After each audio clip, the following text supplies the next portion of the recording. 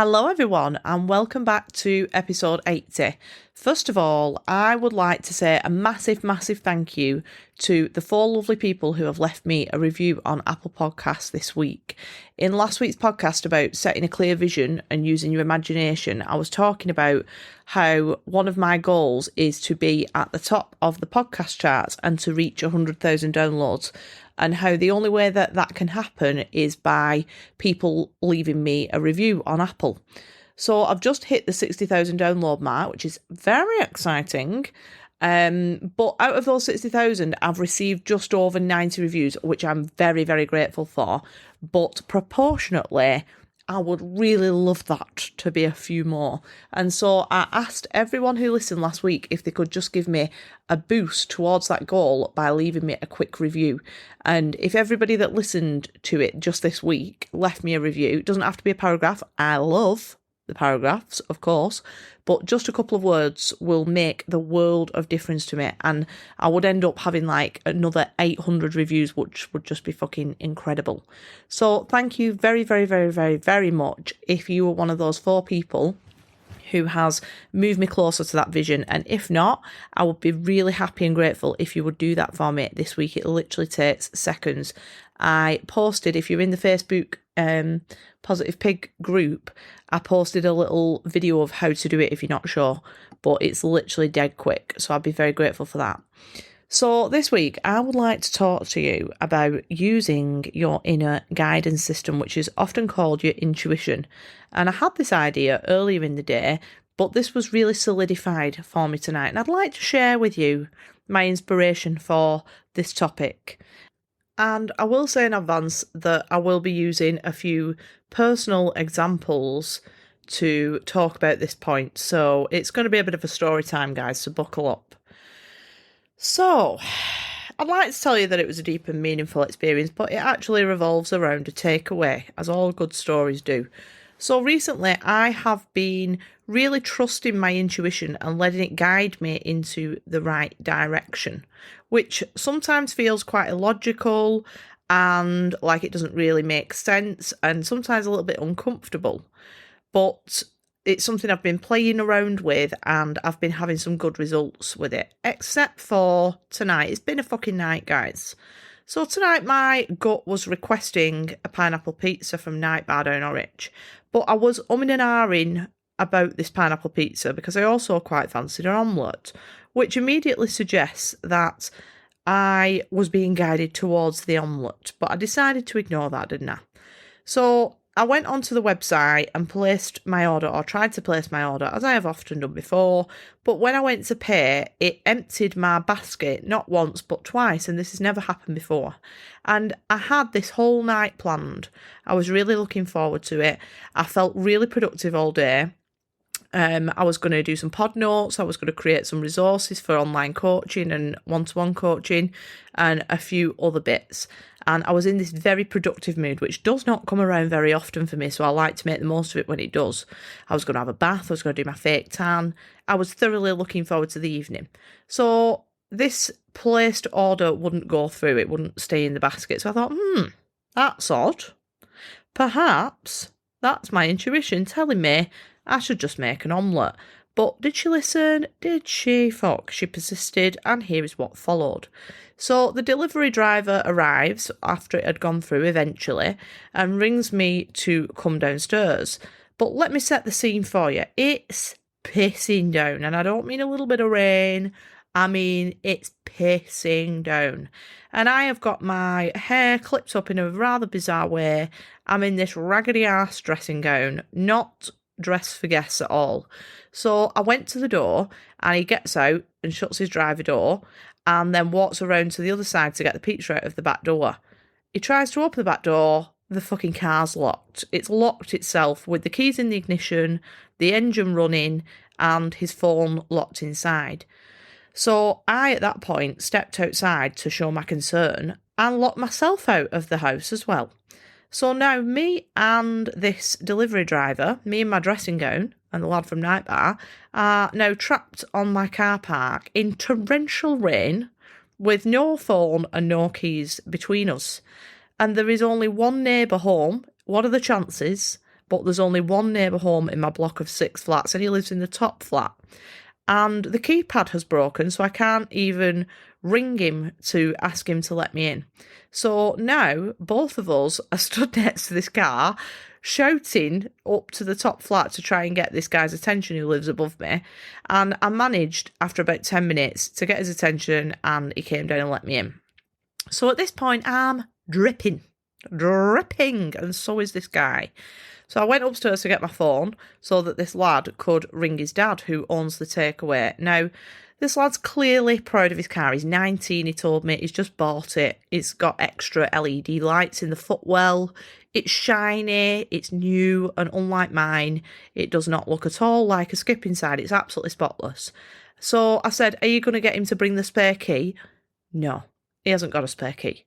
He's only got that key. So his dad comes down, and he's absolutely fuming, understandably, because the boot's full of orders waiting for delivery. It's Friday night, it's half term, they're really busy, nearly clips this poor lad round the ear, and then gets this large bastard file out of the boot and just starts ramming it between the door frame, like filing off all of the paint and the metal, to the absolute horror of this poor young lad. The dad does not give a fuck. He is pissed off. He's trying to run his business, and he's all out of fucks to give about this kid's prized possession. So there he is, hacking away at the door with no success. I'm still stood outside now in my piss wet dressing gown, whilst he is simultaneously apologising and ringing Nightbar, telling him to get me another pizza in the oven. So at this point, as you can imagine, I'm feeling super awkward about the whole situation. I'm hugely regretting my decision. This is not the night I had planned. I could practically hear my spirit guides shaking the box of eggs at me in the kitchen from upstairs and shouting, "I told you so," out of the window. So the bastard file doesn't work. If you don't know what a bastard file is, it's a very long, metal, hard, thing it's a file, but it's taking 5-10 minutes of work to even get into it, and then when it's into it, it's just ripping the paint off this door. So it doesn't work at all, but the door's completely fucked at this point. So the dad goes back to work and tells him that he's going to have to ring the AA and pay the 75 quid fee plus the parts and wait for 2 hours in the rain. He's not thrilled about this, understandably. I am still in a wet dressing gown, just hanging around waiting for some ingenious idea. So I'm going up and down the stairs, fetching an assortment of useless accoutrements like a coat hanger and a potato masher, which is doing nothing but ripping the rubber door seal and scratching the paintwork even further. I rung my dad, FaceTime my dad, who's already had 3 glasses of wine, so he can't come down and help. And he suggests that we try and grip the window and drag it down. But bear in mind, it's still pissing down, so this car is wet through. So I goes back upstairs and comes down with my rubber gloves on, stood in my marigolds in the car park, trying to drag this window down like it's not working. Nothing's working, right? So then we both decided a twig. We'd already threaded this wire thing through at this point that didn't work. So we decided that a twig was going to be the best tool for this situation. And we were quite confident that it was going to work. So me and him went off around the corner then into the bushes, the wet bushes that had retained a lot of the water, and we're ferreting around, collecting wet twigs and comparing them, deciding which one is the best one.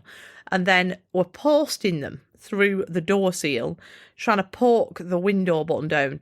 But we're looking like we're trying to win a prize at the arcade, trying to guide these twigs towards this window button. So we're basically on a date at this point. We're at the arcade. We're fully committed. It's like a fucking bush tucker trail. So after about the 5th twig, it's just stuffed inside his car with no results, mere inches away from the button, but we could not get it to press the window button, he decided that we were going to have to smash the window. So at this point, my second pizza arrives, and I'm feeling even more awkward about accepting this pizza now, along with another man asking for a hammer. So he goes upstairs and gets a hammer and a screwdriver. He does a little bit more damage to the door. And then we spent another 10 minutes, all of us, Googling which window would be the cheapest one to replace and decided on the little triangle one on the back door.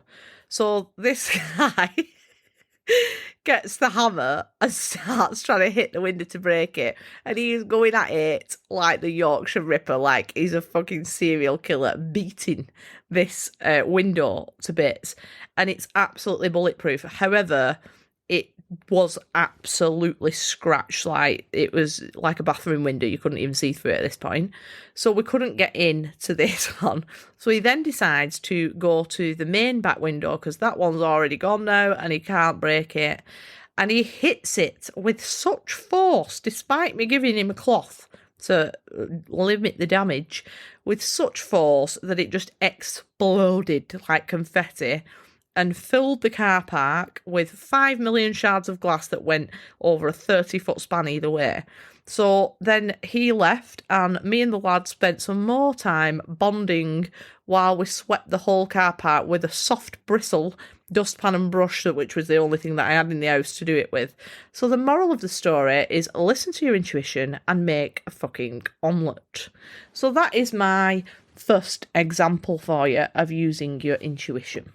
So my second example, which I don't often talk about these days because I no longer like to identify myself as the jilted bride anymore. However, this is a perfect example of a time in my life where I did not know how to use my intuition. I wasn't in tune with it.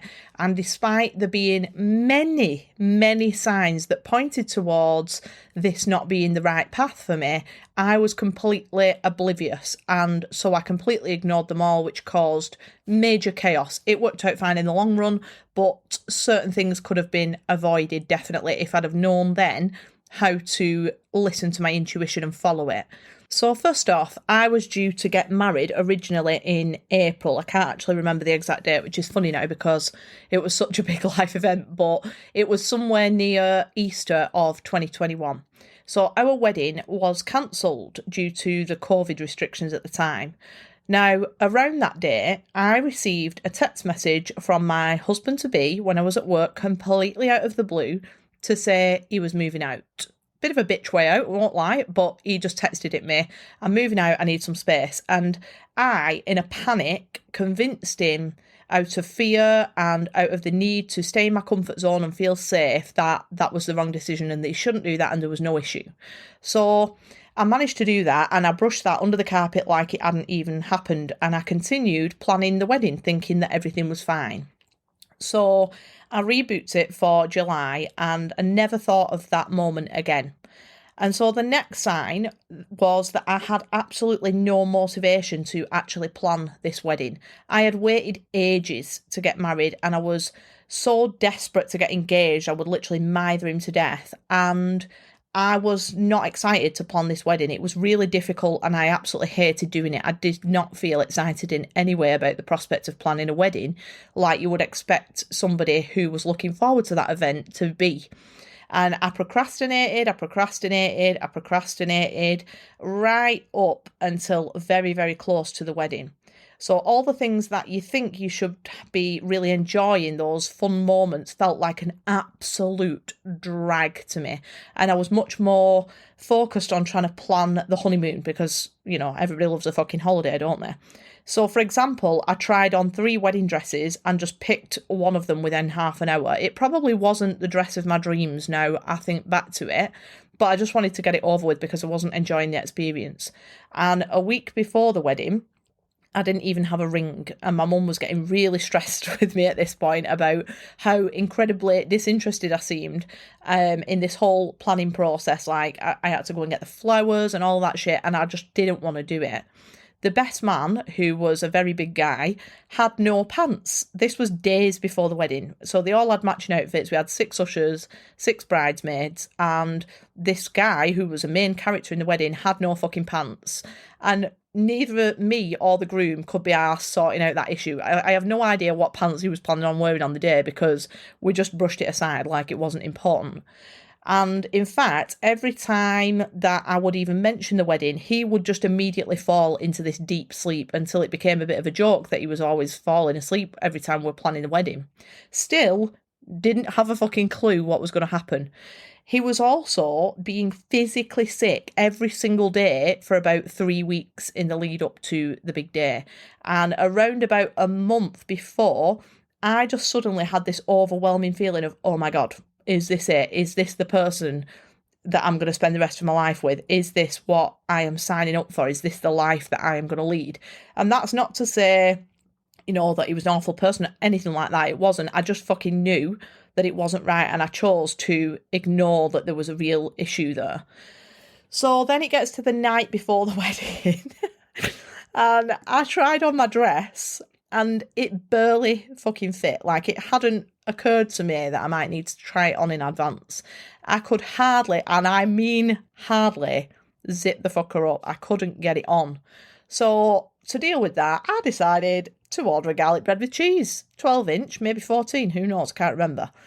And that was the night before, which then caused me and my dad to have a big fallout because he thought it was absolutely ridiculous that I wasn't remotely asked that I was going to stink of garlic on my wedding day, which obviously most brides would be. So because we'd had this argument, I ended up crying my eyes out and having a big barney with my dad, which was not the night before my wedding that I had dreamed of. So me and my friend who was staying over the night before with me got way too pissed and didn't go to bed until the early hours of the morning, even though I knew damn well that the makeup girl was arriving at 6 a.m. to start doing all the bridesmaids and my makeup. So I woke up at 5:45, still half cut with massive red puffy eyes and a zit which was approximately the size of Mount Vesuvius on my face after spending the whole night wrapped in cling film.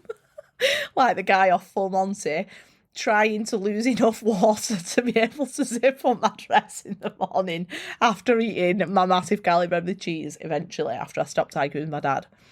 A week before the bridesmaid dresses had arrived that I'd ordered online, I'd completely fucked it up and they were horrible and they were all the size of an 8-man tent. And I just thought it was hilarious. I didn't even think this is an issue. One of my bridesmaids broke a leg a few weeks before the wedding and was in a full cast and 2 crutches. And another one arrived in the morning. I opened the door and she went, "Oh, I've got the shits. I can't get off the bog." So at about 8:30, very late, I know, my friend said to me, "Oh, Andy said, check your phone. He's texted you." And despite there being absolutely no concern in her voice whatsoever, and every other bride would have been expecting the message like, "Oh, can't wait to marry you. See you at the altar," I said to her immediately, without looking at it, "He's not coming." And she was like, "What?" And I was like, "He's not coming." And I fucking knew, even though I had not for 1 second before that moment consciously even considered that the wedding was not going to go ahead and that we weren't going to be married. So I knew in that moment, as soon as that text message arrived, we were not getting married, because all along my intuition had been making it plainly obvious, literally throwing signs in my direction to say that it wasn't the right thing to do. And yet I ignored every single sign because at that time I did not know what my intuition even was, and I certainly didn't know how to follow it. So let's talk now about how to actually use your intuition, because like I said, there was a time where I didn't even know what it was, let alone how to use it. So you will have heard the term gut feeling many times, I'm sure, and that phrase is referring to your inner guidance system. And if you think about nature, animals in particular, they are using their intuition all of the time. That's all they operate from. No one has told bears to hibernate in the winter. No one tells squirrels to stash nuts away in autumn.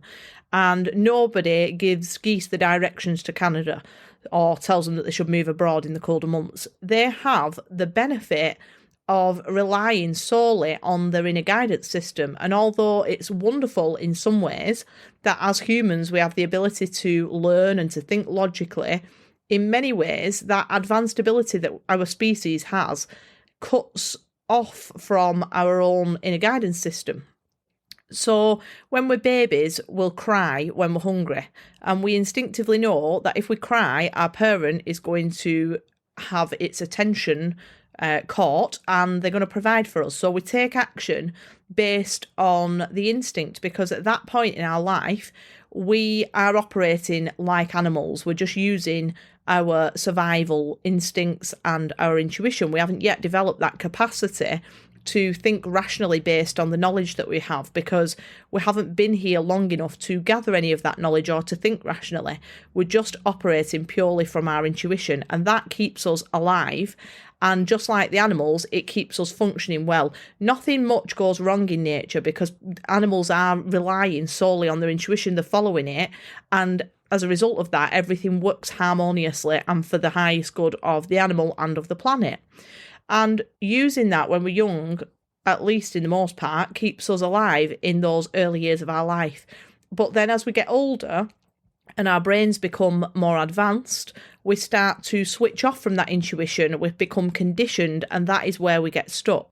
So how can you start using your intuition more? Well, first of all, I will warn you now that some of the things that you will do when you're following your intuition feel illogical. They feel like they're going against the knowledge that you have.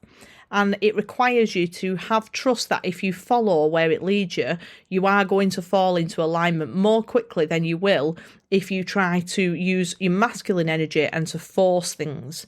So I want to give you some practical ways that you can begin practicing using your intuition now.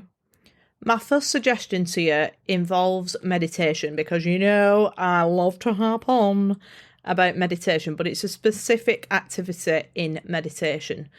So what I would suggest that you do, and I was talking about this actually with a new friend that I have met through my mentor, about asking a question and waiting for your higher self, your intuition, whatever you want to call it, to guide you. So when you're in a meditation, set your intention for a question that you would like to be answered. And I would suggest starting off with a yes or a no. Okay. So just be in quiet. So you could do it to music, that's absolutely fine. But if you're new to meditation, you might just want to do this quietly. So ask a question, ask for guidance. You know that I relate very heavily to my spirit guides, to my spirit team, to my angels, but that doesn't mean that you can if that doesn't resonate with you. You can trust that whoever is answering it, you can call it your intuition, you can call it your spirit guides, it does not matter. But we all have access to the answers. It's just that we need to listen. So enter your meditation with a clear intention that you would like a question answered. And this works best if you have a question like, should I accept the offer on this new job? Or something like that. Something that's very clear that can have a yes or no answer. And then sit and wait for your answer. You will get a yes or a no. You will find your answer if you sit for long enough and if you clear your thoughts and allow those to pass over. Now, when you're talking about meditation, I'm very against people who say, well, you have to have an empty mind. Not against people, but you know what I mean. I'm against the idea that you have to have this empty mind. However, your mind will begin to empty the more you practice meditation and the more that you do it. So give it enough time that you can get rid of some of those thoughts and let them pass through and let them pass by until it becomes more clear. It's like getting something into focus. So set your intention, ask the question that you know is going to have a clear yes or no answer, and wait for that to be answered. So that is my first suggestion, is a meditation with a clear intention question. Another way that you can do this, and it's a similar sort of thing, is through journaling. You can ask a question and you can just start writing down all of the thoughts that come to mind. And again, asking for guidance, asking your higher self, asking your spirit team to reveal that answer to you in your writing. And once you get used to this, it's quite a weird sort of thing at first. Like when I first started journaling, I was just writing gratitude lists, and that's great, that's fine. That will get you into that habit. But eventually, the more that you journal, the more it will feel like meditation, and it will start, things will start coming through that you're channeling, basically. You're channeling from your higher self or from your spirit guides or whatever you want to call it.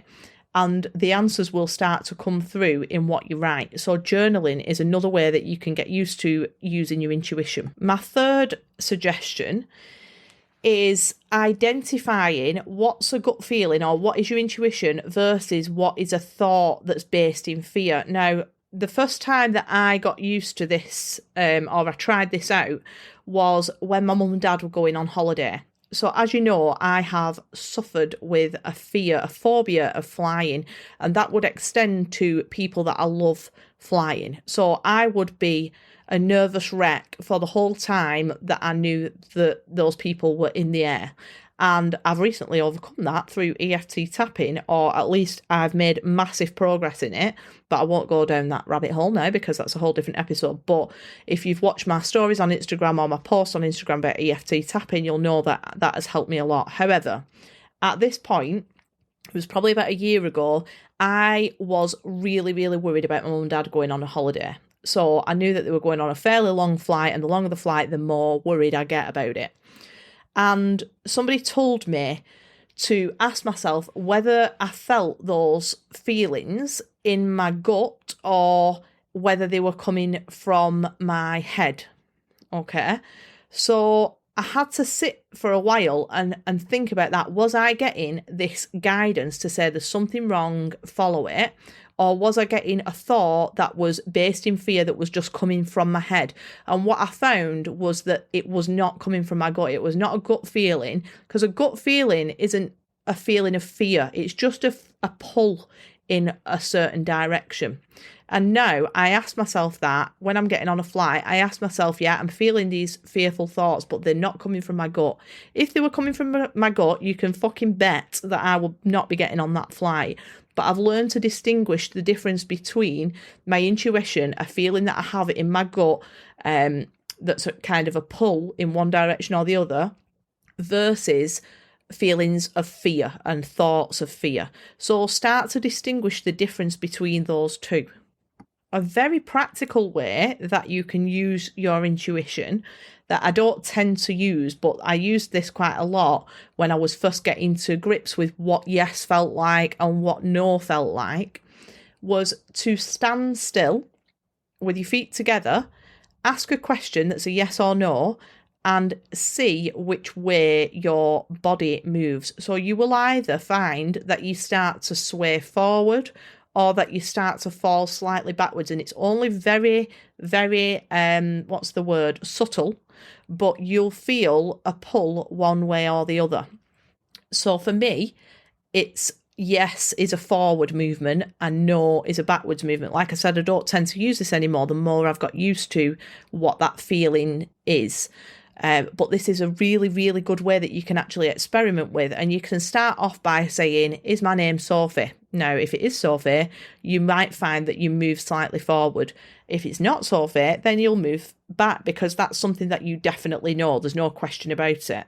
I've shared this with a few other people who are in my life, and they've been quite surprised at how clear that's been for them. So this is a brilliant way to start getting used to what yes feels like for you and what no feels like for you. Now, when I say that I've got used to it, for me, the feeling of a positive kind of connotation, like yes, go forward with something, or this is the right choice, it's almost like I feel it in my heart more than like in my gut, like my stomach area. And it feels like, how can I describe it? It feels like a Wi-Fi signal, right? How can I describe it? It feels like energy pulsating outwards in my heart. That's what a positive, yes, go for it, move in that direction feels like for me. It's almost a bit like butterflies, but I know for lots of other people, that's not how they experience it. So it's individual to us all. And that's why it's really important to get used to what your intuition is telling you, whether it's telling you to go forward, it's a yes, or whether to change direction or stop, and whether that's a no. So start getting used to what does it feel like. I've heard for some people, they get like pins and needles, and I don't know whether that's for a yes or a no. It's very individual to you. Now, I get pins and needles, but that is when I feel like my well, I suppose it is your intuition, because it's I associate that feeling of pins and needles with no, not pins and needles, what's the word, like goosebumps. When you get gooses, that's when I feel like my spirit guides have come in and they are ready to answer a question. So I'll use that feeling if I'm using tarot cards or divination tools, which brings me on to my next one. So I use divination tools quite a lot. I use rods, which are like things that cross over or open up. So for me, a yes, well, I think for most people, a yes is when the rods cross, and a no is when the rods open. Now, a lot of people are skeptical about that and they say, oh, it's just you moving it, but that's fine, because even if that's the case, that's because your body knows to make a slight movement that you're not even aware of that will open or close the rods. And it's the same with things like a pendulum board. So you'll find things, if you go into any kind of witchy shop, you'll see like a little triangular pendulum that's on a chain, and you can hold that over a board that says yes or no, or you can even just make your own, like I used to have just two pieces of paper, one that said yes and one that said no. And I would ask again, like I did before, when I was talking about asking about your name, I'd say, is my name Sophie? And I'd see what the pendulum did. And for me, it usually goes in a circle, whereas if I say, is my name Janet, it'll go back and forth or sideways. So I know what yes and no looks like, but again, you can experiment with that. You can also use things like tarot cards. Now, I love tarot cards. I could not be without tarot cards. And again, there was a point in my life where I thought, that's complete bullshit. I don't resonate with that at all. I don't even really know how I got into using tarot cards. I can't really remember now, but I use them every day now. And a way that I've developed my use of my intuition is by pulling a card that I feel drawn to, looking at it, feeling it, looking at the imagery on it, the numbers on it, and kind of having my best go at figuring out what that card means. So for a long time, I would pull a card in the morning and I would think, what does this mean? And I would write down in my journal everything that I thought that card meant and what message was behind it. And then I would use my tarot book and I would look up the meaning of it.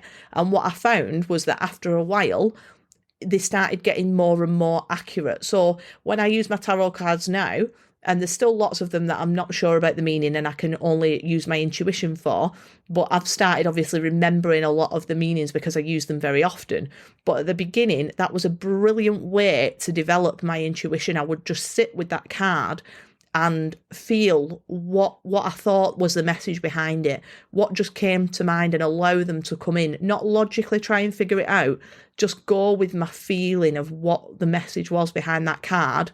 And then I would reference it with the tarot book and see if I was right. And it got increasingly more accurate, because like anything, using your intuition is a skill and it needs to be practiced and it needs to be developed.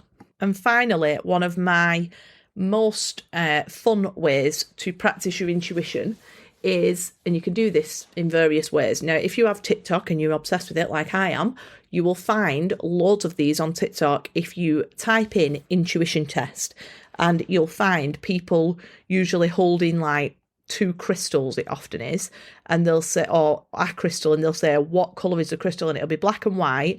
And then you have a guess at, well, you use your feeling, your intuition, and you decide on what colour it is, and then it's revealed at the end. Or it might be like somebody showing you a few objects, closing the hand, putting it behind the back, and then saying, what object am I going to pull? And they kind of go in various levels of difficulty. And the more you do these, the more you can develop your intuition. Do not be put off if you get it wrong. That's fine. It's a skill and you're learning how to use it. You're learning how to trust it. You're learning what it feels like, and it will improve. So something that I do sometimes with my friend Tom will say, where are you? And then we'll try and figure out where the other person is using our intuition. Now, obviously, that's quite difficult. At first, I probably wouldn't have done that. Like, just choosing what colour a crystal was would have been quite a challenge. But the more you do it, the more you get good at it and you start to trust it more. And once you've got that trust in your intuition, you can make really bold moves in the direction that it's pulling you in, because you trust that it is guiding you. I really like playing that. It's just like a game. So another way that you could do this is you could say, right, I'm going to send you an emoji in 5 minutes. What's the emoji going to be? Just to one of your friends. It's nothing deep. It's just a bit of fun. And then you have a think. You try and visualize what they're going to send you. You feel it. You listen to any words that come into your mind. You listen to it. You kind of pick up on any visions that come into your mind, and you just allow it to come in. You don't try and work it out and think, oh, which one are they likely to send me? You just listen and you get quiet and you let it come in, and you'll get it wrong. No doubt. You could do it with a number and you'll get it wrong at first, but then you'll start to connect with that person intuitively, and you'll start to realize, like, oh shit, I'm getting really good at this. You're making predictions based on your intuition. And something that I started noticing once I'd used my intuition a lot is I would know that something was going to happen. And before, that probably happened all the time, but I didn't pick up on it because it'd be a split second before. So for example, I might think, I'm trying to think of an example, that I was going to get a phone call from someone, and it wouldn't be somebody that I was expecting a phone call from. So let's say, who could I choose? My granddad's going to ring me, and then split second later, I'd get a phone call off my granddad or something like that. So you'll get really, really good at using your intuition, and the more strengthened it is and the more trust you have in it, the more you can use it to guide you into decisions that will benefit your highest good. And you'll start to use it for things like, should I take this job? Should I quit my job and change career? Should I be with this person or not? Should I go on that date? Should I invest this money in a certain thing that you're being pulled towards? So I really, really encourage you to choose to have a go with some of those suggestions that I've given you today, and let me know what results you have in the Facebook group. Once again, I would love you, if you've got any anything useful from this episode, to leave me a review. It will help me massively. And this has been quite a long episode. It's been a while since I've done a more than half an hour. So I hope you've enjoyed it, and I shall let you continue with your evening or your morning or your afternoon, whenever you're listening. And I hope that you have a wonderful week.